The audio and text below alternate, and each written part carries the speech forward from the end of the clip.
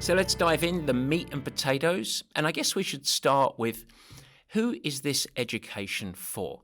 Who am I talking to today? Well, I'm talking to anyone who wants to get faster in either a half marathon or a marathon. In other words, build on your successes so far. If you've had a magical marathon or two experience and you just want to get faster, this is for you. Perhaps you're stuck in a rut. You've done a marathon, 2 marathons, 3 marathons, 10 marathons, and you just can't unlock that next level of performance. This is for you. And if you feel like you just didn't give your best, where you finished a marathon but there was so much more to give, this is for you. This is about getting faster. And it doesn't matter whether you're trying to make the Olympic trial cut or you're just simply looking to improve on your last performance. I want to help you unlock your performance. Now, as we go through this, I'm going to only focus my language on marathon. But be aware that 99% of what I'm talking about absolutely applies to the half marathon as well. There's a couple of components that maybe a little shaky on that, but for the most part, to keep my life easier, I'm just going to talk about this in terms of marathon. So with that, let's first, in part 1, frame the challenge. Training for and competing in a marathon. Why is it such a difficult endeavor for anyone? Well, success in a marathon is demanding. And I think that's a part of the appeal. It requires preparation. No one succeeds in a marathon distance by accident, and you certainly can't rely on just genetic ability. You have to develop your cardiovascular conditioning. You have to also improve your muscular resilience and endurance. So those two systems combine to make you the runner that you're going to be. And layered on that, you probably benefit with some specific training to get you ready for the demands of the event. It also presents a mental challenge. The absolute demand to be able to focus, to actually strategize as you go through. And the vast majority of marathons are going to include certain setbacks along the journey in preparation, as well as adversity on race day. It's really uncommon for any race to just be that perfect race. There is also a pacing demand. How do you distribute your fitness and muscular endurance over the course of the duration of the race to give you the best return possible from it? And then finally, there's a fueling demand. Because for success, you're going to need the support of exogenous fuel. You're also going to need some additional hydration. In other words, it's long enough that we don't just naturally carry in our body enough energy to get us through the race and have our best performance.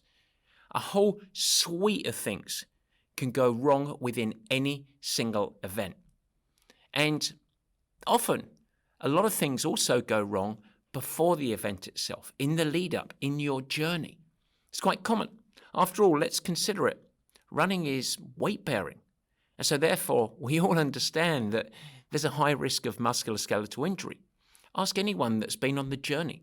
They've trained for a marathon. Most are going to report some form of niggle or injury over the course of the training journey. Also, I tend to observe a lot of athletes that arrive to their races incredibly fit, and yet they're fatigued. Many athletes push their bodies beyond the capacity for them to positively adapt, especially in my observation within the context of both their history or lack thereof in the sport itself. In other words, their body isn't equipped to respond positively to the training that they're asking for them because they haven't done much running in their history.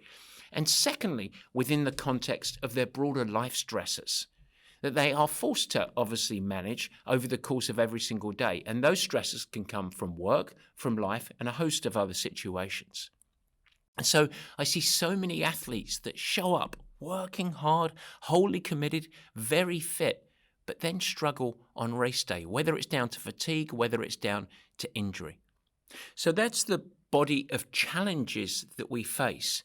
And we see some of the pitfalls: fit, fatigued, injured, struggle bus, etc. It's no wonder that so many athletes that decide to enter and compete in a marathon end up frustrated one way or another. And I believe that a big part of so many of the challenges and the frustrations that athletes face are actually born out of their approach that they adopt to get ready for these races. Unfortunately, the most common practices to prepare for marathons are deeply flawed.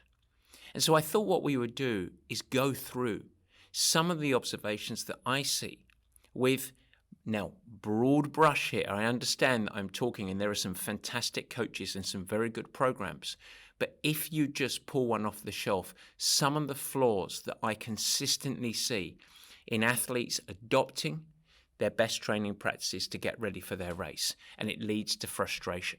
So let's break down some of the most common issues that I see with typical marathon training plans. Number one, the program only focuses on running. Now, this is hugely common.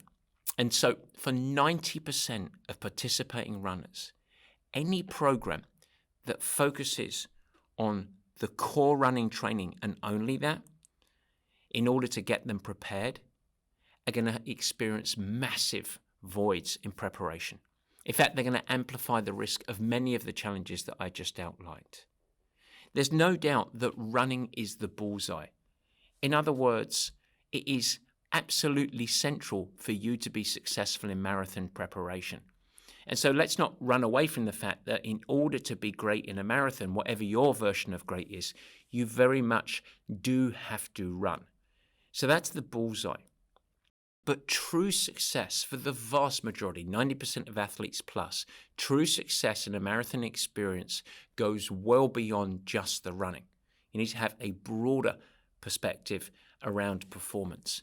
I believe the only viable approach to establish highly predictable and consistent training and preparation is to deploy that broader perspective, to ensure that you're thinking in wider terms on what it takes for you to succeed.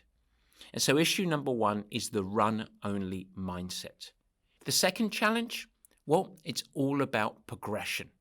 Training programs having a rigid progression, where the athlete lives in a world that is anything but a spreadsheet.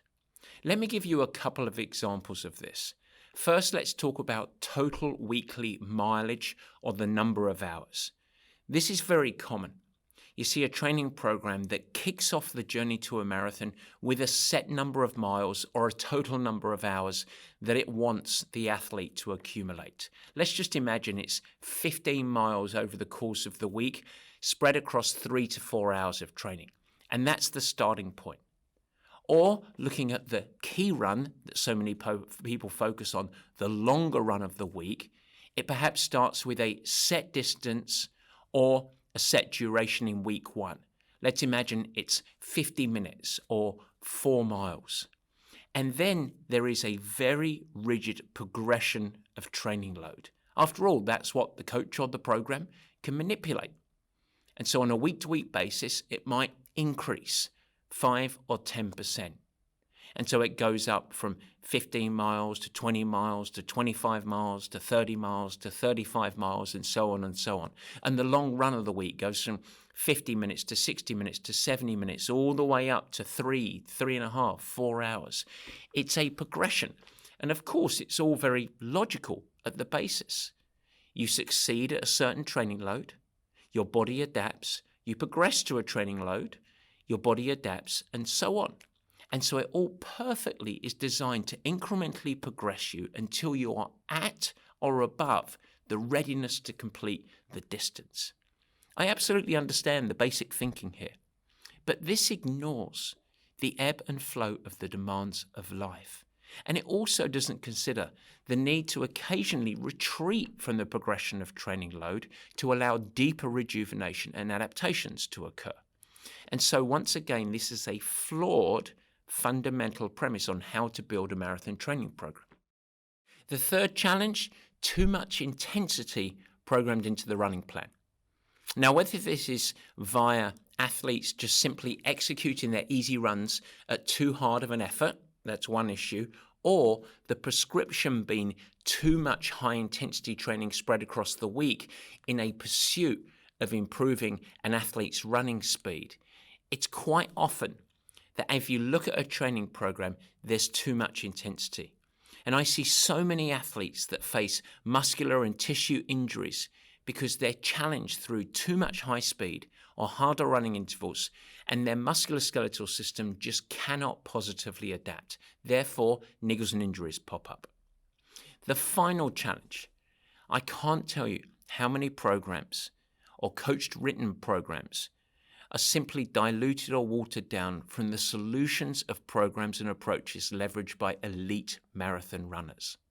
Look, if Kipchoge runs 120 miles a week with 2 hard interval sessions, well, you as a time-starved amateur, just do a third of that or a half of it. That exact same program just watered down. You're going to get some similar results, yeah? Not as fast, but if it works for Kipchoge, it's going to work for you. Unfortunately, this is madness, in my humble opinion. Elite runners are just that, elite. They have a certain suite of genetic gifts. They've typically benefited from a long progressive journey over many, many years of running development.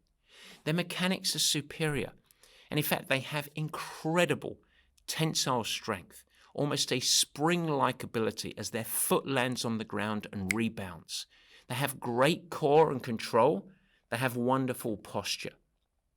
And so the sport and activity that they are doing ends up being, and I hate to break this to you, vastly different than what 80% of the marathon competitors are actually competing in.